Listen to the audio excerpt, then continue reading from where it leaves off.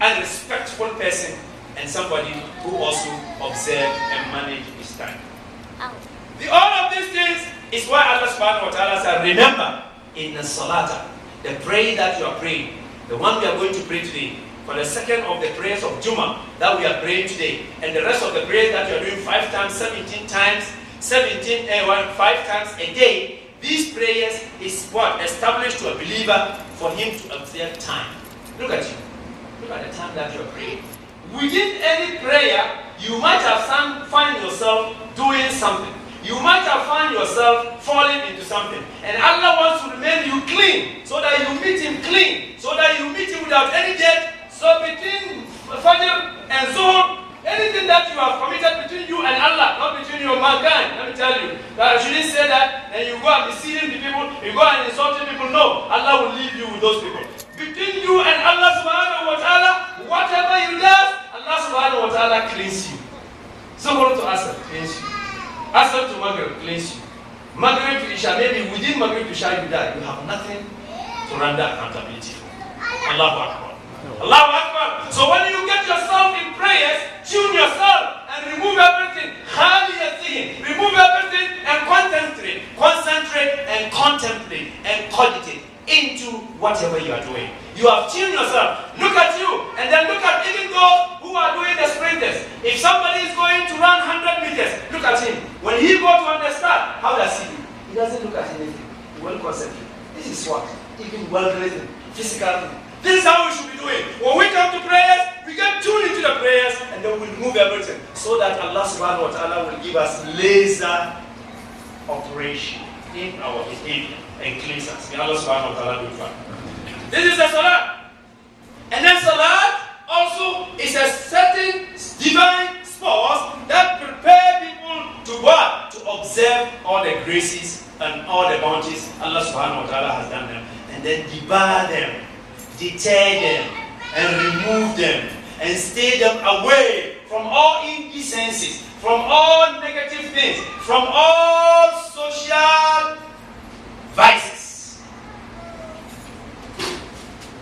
As Allah subhanahu wa ta'ala said, remember, verily, verily, the salat that you people are praying, tanha, it deters you, and debars you, and stay you away, and stay you clear. In your modern language, in the language of your dream, and the language of your verses, stay clear from the what? From the closing door. So stay clear from indecencies, stay clear from stealing, stay clear from hatred, stay clear from selfish, stay clear from all these things. That is what the salat is doing. Takes you away from all unpleasant things. And then the Holy Prophet Muhammad sallallahu alaihi wasallam said, "Innama ataqabbal."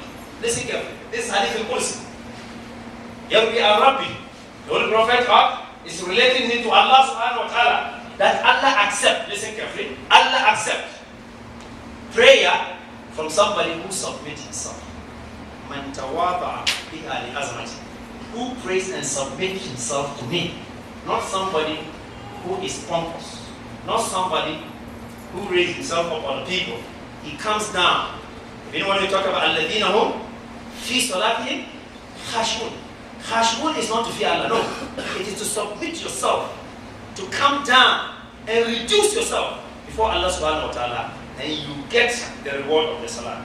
So the Holy Prophet said that as salat, I repeat and then respond and receive and get and reward salat for the one who submits himself and bring himself down to me, and then walam yastadil ala khalqi, he does no go around raising himself upon people. Walam yubit bisurran ala masiyati, and he does not also continue doing the wrong thing that he realized that it is a mischief and it is also unpleasant to Allah subhanahu wa ta'ala. Wa qata an-nahar, and then he also make the rest of the day making dhikr. Just as I told you last night that لا يزال لسانك رطبا لذكر الله. Let your tongue be wet in the remembrance of Allah subhanahu wa ta'ala. The least that you can do, and it's very easy, and it will send you to Jannah just like that. Subhanallah al-Azim, Subhanallah wa bihamdi. If you are driving, Subhanallah al-Azim, Subhanallah wa bihamdi. If you are a security, Subhanallah al-Azim, Subhanallah wa bihamdi. If you are in a restaurant, Subhanallah al-Azim, Subhanallah wa bihamdi. Wherever you find yourself, Subhanallah al-Azim, Subhanallah wa bihamdi. This is the worship that Allah subhanahu wa ta'ala accepts. Wa rahim al-miskin. And those who have mercy upon the needy ones. Wal armala, and the widow. Wabn sabil, and those who have what? Who by one means or the other got lost on the way. They are travelers and they don't have the need. Just as Allah subhanahu wa ta'ala talked about this. This is what the salat is talking about. Then let us come to what we are in today. Among the worship is the siyam. The fasting that we are fasting. It is an establishment for education. If I say education, what do I mean by education? It's a divine education. Simple meaning of education is the training of mind. Training of what? Mind and character. That is education. Today, in our schools, what do? We train only the mind, and the character is not trained. Imagine your son will go to school and graduated and come and look at you. When you say, my friend, put this in a way, and he tell you, Dad, use the magic word. Dad, you must use the magic word. You know magic word? Your dad should say, please. SubhanAllah.